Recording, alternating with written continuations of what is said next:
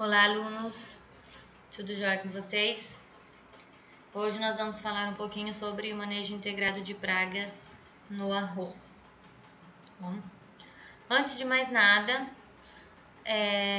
quando a gente fala de controle de pragas ou de doenças, seja no arroz ou em qualquer outra cultura, a gente não pode deixar de falar de controle sem falar de manejo integrado, né?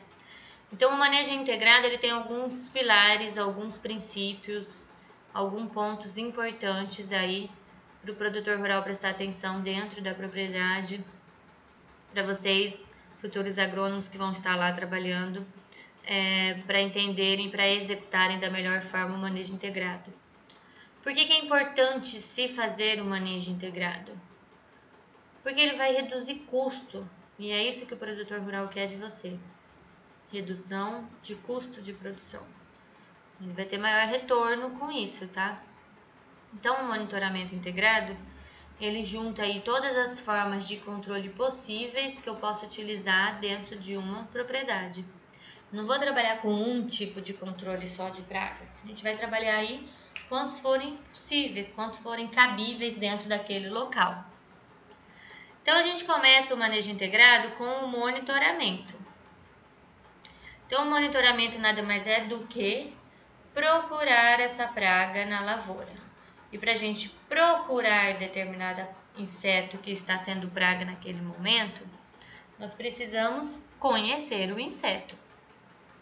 Conhecer as características morfológicas, o hábito, qual a época de maior incidência do inseto no campo. E aí a gente consegue, no momento que está entrando na lavoura para fazer esse monitoramento, saber com mais clareza o que está procurando ali naquele momento, né? Observar o histórico das áreas, ver quais insetos pragas que aparecem com maior incidência, observar os vizinhos da propriedade rural, tudo isso ajuda na hora de fazer o monitoramento. Com o resultado do monitoramento em mãos, que no monitoramento vai-se o quê? Quantificar os insetos. E aí, quando a gente quantifica esses insetos, a gente, depois de quantificado isso, a gente toma uma decisão do que fazer. A partir daquele momento, tá? Então, aí tem a tomada de decisão. E aí entra a forma de controle, né? E aí pode ser um controle cultural, controle biológico, controle químico. Controle cultural, a gente vai pensar numa forma de favorecer a cultura. No caso, eu vou favorecer o arroz, para que ele se desenvolva bem, para que a planta se desenvolva bem e fique mais tolerante ao ataque dessa praga.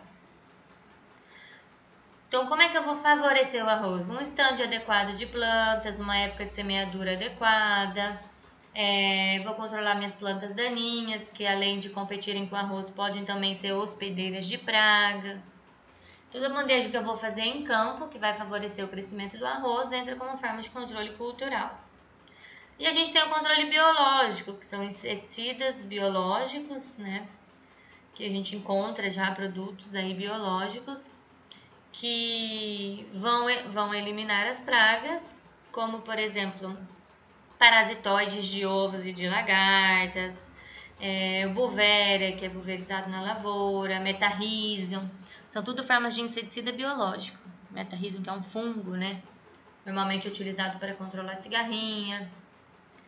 E o controle químico, que são inseticidas que são utilizados, são defensivos agrícolas que são utilizados aí para as pragas em questão. Então, dentro do monitoramento, a gente tem todas essas etapas. E aí, dentro da minha área, posso também ter inimigos naturais. Então, a gente conhecer o que é praga e conhecer o que é um inimigo natural também é importante, tá? Porque os inimigos naturais podem fazer o quê? Podem fazer com que essa população se mantenha aí em um nível que ela ainda não esteja causando dano para minha lavoura, tá? Então, a gente tem aí um ponto de equilíbrio, ou seja, o produtor ele pode, até certo ponto, conviver com o inseto praga.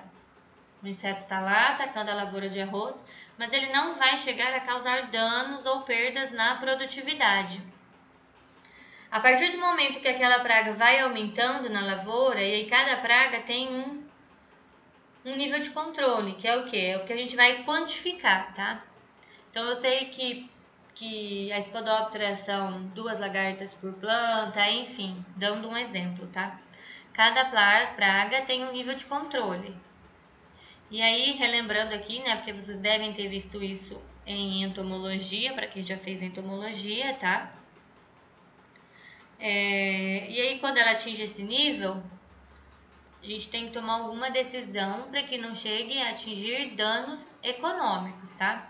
Então, faça uma amostragem em campo. Atingiu o nível de controle? Não. Se não atingiu, a gente continua fazendo a amostragem. E a frequência dessa amostragem vai variar aí um pouco de cultura para cultura, tá? No arroz, pode-se voltar aí para as áreas de arroz a cada 5 dias, dependendo aí de como é que tá o ambiente, ok?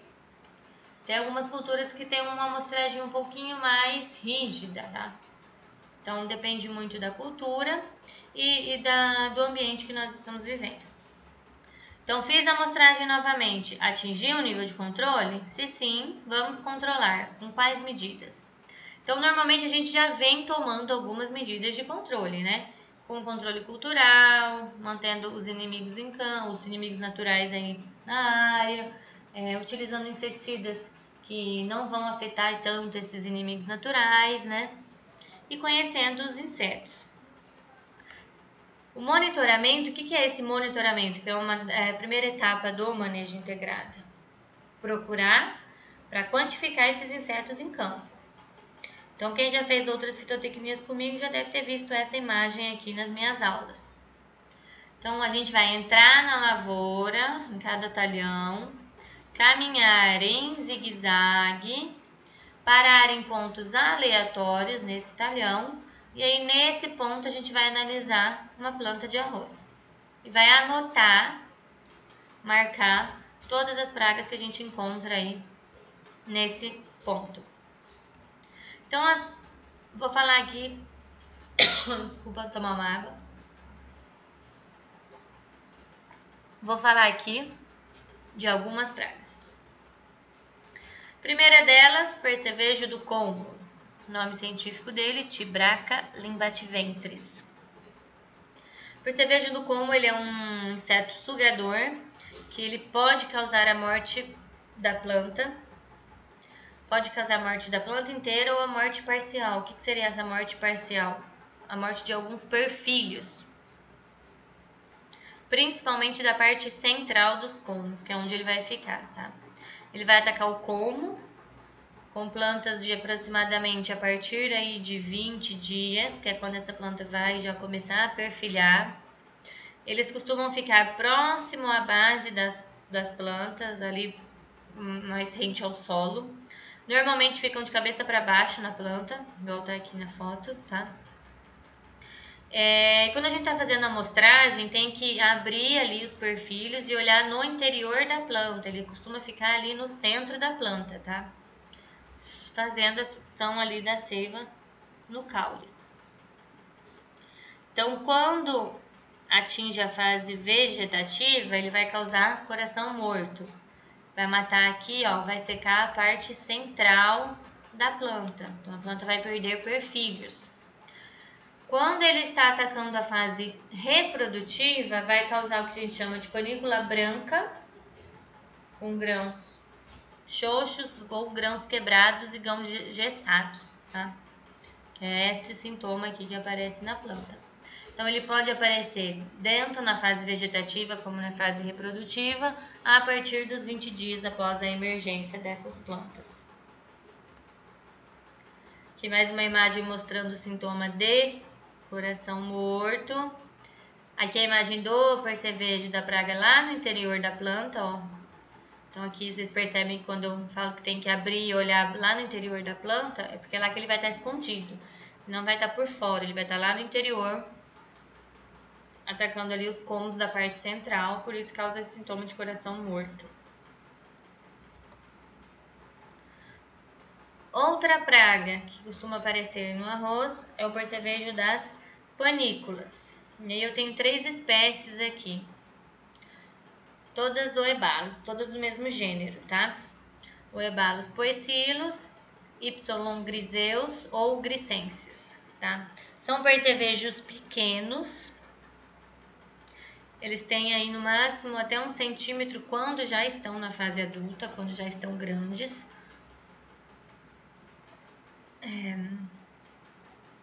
Começam a entrar na lavoura de arroz, principalmente quando começam a aparecer as primeiras espiguetas. Então ele vai estar presente na área, principalmente na fase reprodutiva, que é onde eu mais tenho que me preocupar aí com essa praga. Preferem grãos imaturos e panículas mais verdes, tá? Então eles vão começar a fazer a sucção dos grãos que estão ainda na fase de enchimento. Quando ele ataca o grão aí na fase leitosa, que está começando o enchimento de grão, a espigueta vai ficar vazia, então ele vai afetar diretamente a produtividade. Quando ele ataca aí os grãos numa fase um pouquinho mais tardia, tá aí as 3 espécies, tá? Então aqui ele atacando diretamente a espigueta, né? Quando ele ataca aí a espigueta numa fase um pouquinho mais tardia, que o grão já está mais pastoso, o grão ele vai ficar manchado com o ataque do percevejo, tá? No início do desenvolvimento do grão, na fase leitosa, a espigueta vai ficar vazia. Quando ele ataca um pouquinho mais tardia, o grão vai ficar manchado. Pode trazer fungos que causam manchas no grão, o percevejo, tá? Ele pode ser... Junto com ele pode vir aí o ataque de fungos, que vão causar também manchas nos grãos. Então, ele afeta tanto a qualidade como a quantidade dos grãos, tá? E esses grãos vão acabar quebrando fácil. Então, vai ter uma alta porcentagem de grão quebrado, nós vamos ver na próxima aula, que essa alta porcentagem de grão quebrado vai afetar na qualidade quando a gente vai fazer a classificação do arroz. E aí o produtor vai perder aí dinheiro nessa classificação mais baixas. E a preferência pelos percevejos é das espiguetas na fase leitosa, na fase mais inicial, tá? Aí mais uma foto mostrando aí os percevejos. Percevejo do grão ou percevejo da panícula, tá? Vocês podem encontrar essas duas nomenclaturas relacionadas ao nome comum, mas o nome científico é o mesmo, todos do gênero Ebalus. Aqui grãos com danos, ó, quando eles ficam manchados, ó. Então aqui nessa mancha é onde foi inserido o aparelho bucal do percevejo, né? Onde ele fez a sucção aí.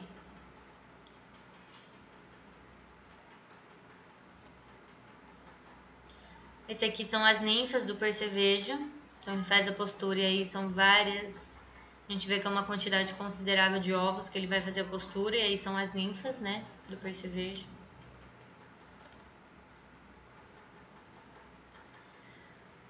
A época de controle desse percevejo aí vai, de controle eu digo de intensificar o monitoramento, vai desde o florescimento até a fase de maturação, tá? Então a fase vegetativa ele não é preocupante, porque ele vai atacar principalmente as panículas. E vocês lembram quando eu falei lá no início que cada praga tinha um nível de controle? E aí isso era quantificado no monitoramento? Olha, para esses percevejos, ó. Nível de controle é de 0,8 a 1 percevejos para cada 10 panículas. Então, vai quantificar quantos percevejos foram encontrados e quantas panículas foram avaliadas. E no final do monitoramento se faz a média para ver se está atingindo o nível de controle ou não. Se encontrar abaixo disso, tem que monitorar. Bom, encontrei meio percevejo para cada 10 panículas. Então, o que tem que fazer? Intensificar, antecipar um pouquinho o próximo monitoramento nessa área para observar se aumentou a quantidade de percevejo. Se não aumentou, a população ainda está se mantendo em equilíbrio, provavelmente por conta de algum inimigo natural. Se a população veio aumentar e atingir o nível de controle, aí entra com alguma forma de controle aí para reduzir a população novamente, tá? Então, é isso que significa reduzir custos. Às vezes eu tenho ali meio percevejo para cada 10 panículas e eles vão se manter em equilíbrio. E eu não preciso, por exemplo, disponibilizar aí uma aplicação de inseticida nessa área por conta desse percevejo. Então, o monitoramento bem feito vai ajudar nesse sentido aí dentro da lavoura, tá? Então, o que entraria como controle cultural, por exemplo, para esse percevejo? Eliminar plantas hospedeiras, destruir resto de cultura que pode servir de abrigo para praga. Como controle biológico, manter inimigos naturais, predadores, vespas, algum outro, hemíptera, né? Parasitoides de ovos, então parasitoides de ovos, parasitoides de adultos, né? Predadores de ovos, são todas espécies aí que vão controlar e manter essa população abaixo do nível de dano econômico. E controle químico aqui com alguns exemplos de inseticidas aí utilizados para controle do percevejo. Outra praga comum de se encontrar no arroz é a Spodoptera frugiperda, conhecida também como lagarta militar. Essa lagarta desfolhadora, ela pode aparecer aí em todas as fases do desenvolvimento da planta, desde a fase vegetativa até a fase reprodutiva. Ela é mais crítica na fase vegetativa, inclusive com folhas mais novas, com colmos mais novos, mais macios, menos tenros, tá? Ataca a parte aérea, principalmente folhas. Cada adulto, não sei que é o adulto da Spodoptera, tá? O que causa os danos é a fase de linfa, quando a gente está na fase de lagarta. Mas cada adulto faz a postura em média de 150 ovos. Esses ovos, eles são feita a postura na folha e ela cobre esses ovos com uma impressão de uma teia, parece uma teia branca. Com 3 dias, esses ovos vão eclodir. Quando essas lagartinhas eclodem, a princípio elas têm caráter canibal. Então elas vão consumir umas às outras. Depois elas começam a consumir as folhas. Nas horas mais quentes do dia, a lagarta costuma ficar escondida no solo ou no interior da planta de arroz, tá? Em arroz de sequeira, ela pode ser mais problema, porque o aparecimento da praga é maior no arroz de sequeiro, tá? Onde ela causa mais dano. E ela pode causar até redução de estande de planta, se ela for encontrada aí se ela começar a aparecer desde o início da fase vegetativa, tá? Que é onde ela causa mais dano, aparecendo desde aí da emergência dessas plantas. Consome até a folha bandeira. Aí ela consumindo as folhas de arroz, é uma lagarta foliar, tá? Aqui é a massa de ovos que eu falei pra vocês, ó. Então ela faz a postura dos ovos, essa aqui não é uma folha de arroz, tá? Como a gente pode observar. Mas a postura é a mesma dos ovos, ela é coberta aí com uma espécie de uma teia, tá? As lagartas recém-eclodidas, que aí tem um hábito canibal quando elas estão recém-eclodidas. Nível de controle para a Spodoptera, de 2 a 4 lagartas por metro, ou 20% de desfolha sendo observado a nível visual, tá? Então, o adulto, eles vão viver aí de 10 a 12 dias, fazem a postura dos ovos, esses ovos vão demorar de 3 a 5 dias para eclodir. As lagartas começam a atacar as plantas de arroz e elas vão ficar neste formato de larva de 14 a 22 dias. Depois é feita a pulpa é feita no solo, aqui é a pulpa dela. Fica em formato de pulpa de 7 a 13 dias para depois começar o ciclo novamente da Spodoptera. E é uma praga muito comum em outras culturas, em milho, em soja, em cana-de-açúcar, em pastagem. Então a gente não vê Spodoptera só em arroz. Então a gente vê Spodoptera também em outras culturas, em sorgo, em trigo, em soja, tá? Então ela é uma praga comum aí. Então, talvez a rotação de cultura acabe não sendo um meio tão interessante aí para esse tipo de praga por ser políglofa.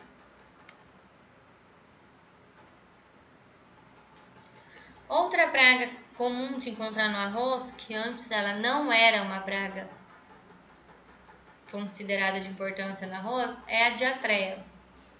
Diatreia saccharis, conhecida como broca do como, que é uma praga muito comum em cana-de-açúcar e que acabou migrando aí pro arroz. O arroz irrigado ele acaba sendo um pouco mais sensível ao ataque da broca do que o arroz de sequeiro, tá? São pragas que vão atacar o como da planta, causando a morte ou a queda da produção. Então essa lagarta, ela vai adentrar o como da planta, normalmente ali na base da planta, na parte de baixo da planta. Ela faz um orifício no como, que o orifício, ó. Ela faz um orifício no como, e aí a lagartinha ela entra ali no interior do como, tá? Quando é uma lagarta recém-eclodida, ela vai raspando as folhas e o como, até ela conseguir fazer esse orifício, e aí ela vai consumindo o interior do como. Então elas vão destruir o ponto de crescimento da planta, vão causar também o sintoma de coração morto, que é a morte da parte central ali da planta de arroz, e panícula branca. Ela é maior problema em áreas que fazem sistema de plantio direto, porque a lagarta ela vai ficar ali na palhada de uma lavoura para outra, de um ciclo por outro, de uma safra para outra, né? Ela pode permanecer viva ali na palhada. Então, áreas de sistema de plantio direto podem ter mais problema com diatreia. Áreas próximas à cana-de-açúcar, aqui é a lagarta ó, na cana-de-açúcar, tá? Mas da mesma forma ela entra no interior do como das plantas de arroz também e fica lá dentro consumindo ali o interior do como.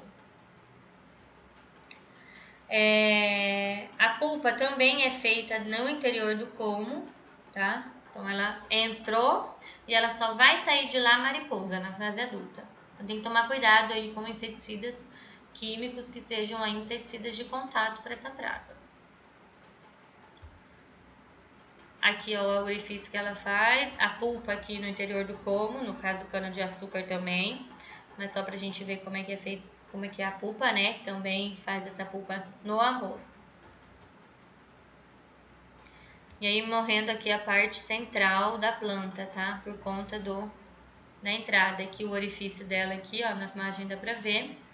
Próximo ao solo, então ela faz aí o orifício rente ao solo e vai subindo na planta aí. A postura ela é feita nas folhas e a postura da diatreia ela tem esse formato, ó. São ovos achatados e eles vão sendo, a postura é feita em camadas, como se fosse escama de peixe. Vai sobrepondo aí as camadas, tá? A amostragem é avaliada 10 comos por ponto, se para. E o nível de controle aí número de posturas por 100 comos tem que ser igual ou maior que, ou menor, desculpa, que 5, tá? E aí, e o parasitismo estiver abaixo de 50% quando a gente avalia os ovos, tá? O que é esse parasitismo? O ovo, quando ele está parasitado, ou seja, quando veio uma vespa, alguma coisa parasitou aquele ovo, ele vai estar com uma coloração cinza. Então, aquele ovo que está parasitado, ele já não vai eclodir lagarta. Quando o ovo está viável e vai eclodir, ele tem essa coloração branca, tá? Então, o ovo de coloração cinza não é contado na amostragem. Tricograma é uma vespinha que vai parasitar os ovos e a cotésia é uma vespa que parasita a lagarta.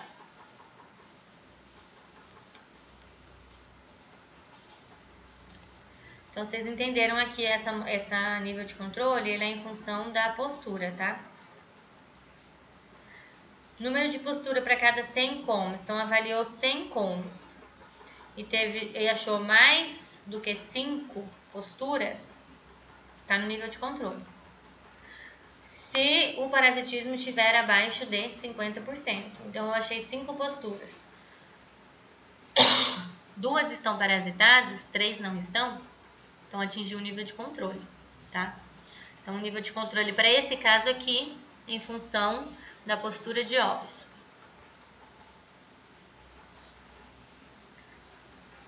Controle da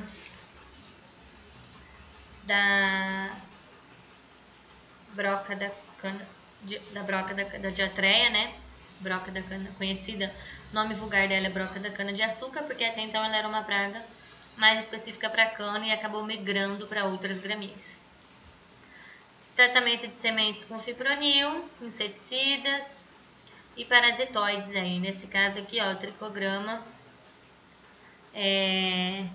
nesse caso aqui a cotésia parasitando a lagarta. Então a vespinha faz a postura e aí os ovos da vespa eclodem e as larvas da vespa vão consumindo a lagarta.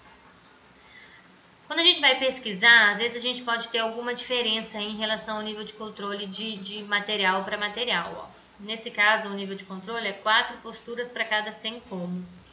E aqui eu coloquei 5 posturas para cada 100 comos, tá? Então, às vezes, eu coloquei essa diferença aí para vocês verem que, dependendo do material, do autor que a gente pesquisa, pode ter alguma variação, tá? E aí cabe a nós entendermos aí se está causando dano ou não, 4 ou 5 posturas, como é que estão esses ovos, como é que tá, em que fase está o arroz, né? Fases mais tardias eu já posso me preocupar um pouco menos, quando ataca mais cedo eu tenho que ser um pouquinho mais rígida no meu nível de controle, tá? Então aí essas variações cabe a nós agrônomos percebermos em campo aí para definir exatamente qual nível nós vamos atingir dentro do limite. Cascudinho, cascudo preto é uma outra praga, ele é um besouro, tá?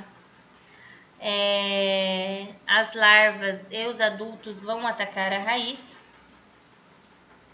Essas larvas, quando elas eclodem, elas têm 3 milímetros e elas podem chegar até a 50 milímetros de comprimento. Então, tanto a larva como o adulto vão atacar o sistema radicular. Conforme elas vão atacando o sistema radicular, vão provocar a murcha da planta na parte aérea. Também é uma praga que está mais presente dentro do sistema de plantio direto por conta da proteção da palhada ali no solo. Quando se faz uma aração no preparo do solo, a aração, a gradagem, ela acaba revolvendo esse solo ali e expondo aí os ovos ou as larvas, e aí isso acaba reduzindo aí o número de larvas aí no campo, tá? Não é uma praga tão problemática, a incidência dela é baixa, tá? É uma praga secundária. A armadilha luminosa, nesse caso, funciona como forma de controle para atrair o adulto, né? Dependendo da incidência, pode causar enfraquecimento e tombamento das plantas. A amostragem é feita em uma área. Normalmente essa amostragem ela tem que ser feita aí antes do plantio, tá?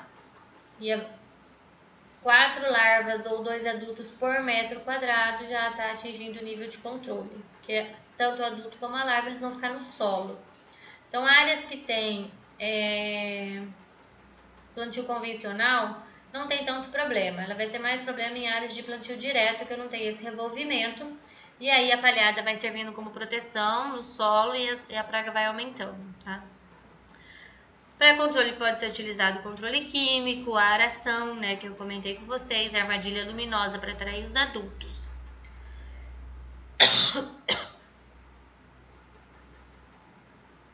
Então, essas são algumas das principais pragas que podem aparecer no arroz. Então, a gente vai entendendo ali o desenvolvimento da planta e vai percebendo aí na amostragem o que eu tenho que tomar mais cuidado, né? Então, aqui tem outras pragas que eu não falei, que são pragas mais secundárias, tá? De menor importância, mas que também podem vir. Cupim, ó, dependendo dos solos mais arenosos, tem problema com cupim, que vão causar danos principalmente até a fase de florescimento, né? Cigarrinha da pastagem, principalmente em áreas que o arroz veio depois do pasto, né? Tem muito produtor que às vezes desiste da pastagem, arrenda a terra para agricultor, e o arroz ele entra com uma opção boa porque é uma planta que vai conseguir se desenvolver, talvez em um solo um pouquinho mais ácido.